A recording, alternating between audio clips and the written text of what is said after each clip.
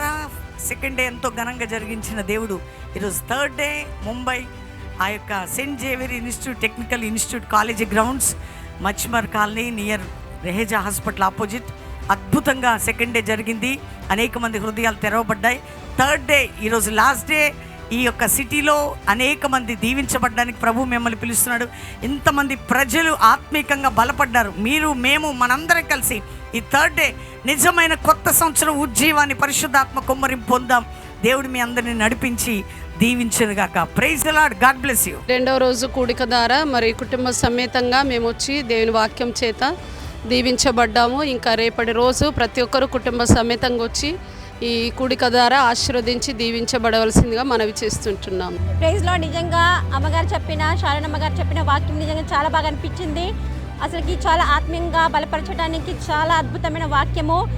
సీతాకోక చిలుక గురించి చెప్పిన నిజంగా ఒక పురుగు లాంటి జీవితాన్ని దేవుడు మార్చేసి ఒక గొప్పగా సీతాకోక చిలుకగా మార్చాడు. నిజంగా ఆ మాటలు మేము రిసీవ్ చేసుకున్నాం.